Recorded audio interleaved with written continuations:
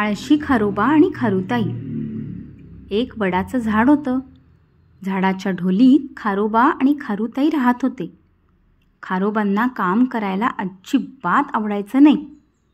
खारुताईंना पण काम नको असे, आयतं खायला हवं असायचं. एक दिवस खारुताई म्हणाली, रोज रोज वडाची फळं खाऊन कंटाळा आला बाई, कुठे बाहेर जा आणि चांगली फळं घेऊन या. खारोबा म्हणाले, वडाची फळं खाऊन मला पण कंटाळा आलाय, मला मुळीच ही फळं आवडत नाहीत. मला अंजीर, पेरू, आंबे, केळी असली फळं आवडतात. वाटाणे, कोबी, भुईमूग हे आवडतं. गाजर, मुळं, नवलकोल ह्याचा कोळा कोळा पाला किती छान लागतो ना गं. खारुताई म्हणाली, पुरे झाली नावं, कुठे जायचं नाही की यायचं नाही.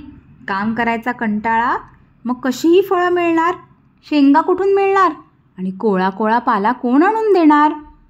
खारोबा म्हणाले, अगं तीच तर गंमत आहे, काम करून तर सगळेच खातात, आपण काम न करता खाऊया. ते कसं काय? मी सांगतो ते ऐक. आपण सगळ्या शेजाऱ्यांना मेजवानी देऊ, नाव आपलं आणि सामान शेजाऱ्यांचं, असं करू. ते ऐकून खारुताईंनी टाळी वाजवली. ती म्हणाली, वेडे काम करतात, शहाणे बसून खातात. आपण शहाणे आहोत, आपण बसून खाऊ. मस्त उपाय आहे हा.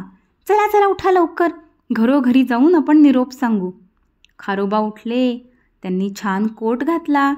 खारुताईंनी रेघारेघांची साडी नेसली, पावडर लावली. दोघं चांगले नटले थटले आणि शेपटीचा गोंडा हलवत डोलवत तुरू तुरू घराबाहेर निघाले. झाडाच्या अगदी वर टोकाला राहत होता पोपट. खारोबा आणि खारुताई पोपटाकडे गेले. पोपट म्हणाला, बसा बसा, आज सकाळी कोणीकडे? खारोबा म्हटले, उद्या आमच्या घरी आम्ही सगळ्या शेजाऱ्यांना मेजवानी देणार आहे, सकाळी 10 वाजता. तुम्ही दोघं यायचं बरं का. अरे वा, जरूर येऊ की, पोपट म्हणाला. पोपटिंबाईंनी बशीत पेरू आणला. तो खात खारुताई म्हणाली, हे बघा पेरू, तुम्हाला कसे नाही मिळालेत पेरू? खारोबा म्हटले, पोपट दादा, एवढं काम कर बाबा, बाकी जमव मी केली आहे, पण पेरू काही मला मिळाले नाहीत. तू पेरू आणू शकशील का?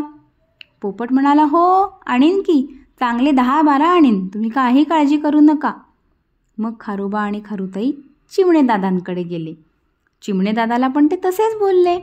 त्यांनी चिमणेदादाला अंजीर आणायला सांगितलं. चिमणेदादा लगेच हो म्हटले.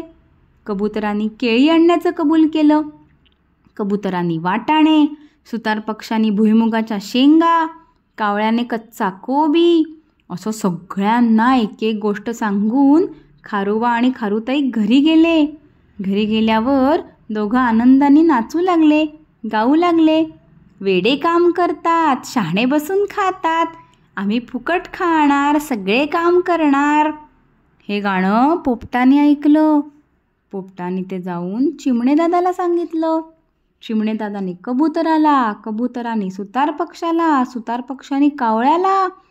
सगळ्यांना कळलं, अच्छा, खारोबा आणि खारुताईंची ही लबाडी आहे होय. सगळे म्हणाले, कोणीच काही नेऊ नका, मेजवानीला जाताना हातात सगळ्यांनी छडी घेऊन चला, लबाडांची चांगली खोड मोडूया. दुसऱ्या दिवशी सकाळी पोपटदादा गेले खारोबांकडे. म्हणाले, खारोबा, पेरू काही मिळाले नाहीत हो. खारुताई जरा घाबरल्या, पण म्हटल्या, जाऊ देत, बाकी सगळे काय काय घेऊन येतील ना, त्याच्यात होईल मेजवानी. चिमणी गेली, तिनेही अंजीर आणले नाहीत. कोणीच काही आणलं नाही, सगळ्यांच्या हातात काठ्या होत्या. खारोबा खारुताईला म्हणाले, काय ग, आता कसं? पोपट, कावळा, कबूतर, सुतार पक्षी, चिमणी सगळे म्हणाले, फुकट खाता काय? हां, तुम्हाला देव पाठीमध्ये रट्टे. सगळ्यांनी खारोबा आणि खारुताईला चांगला काठ्यांनी मार दिला. त्यांना त्यांची चूक कळली. त्यांनी सगळ्यांची माफी मागितली. ते म्हणाले, नाही नाही, शहाणे काम करून खातात आणि वेडे फुकट खातात.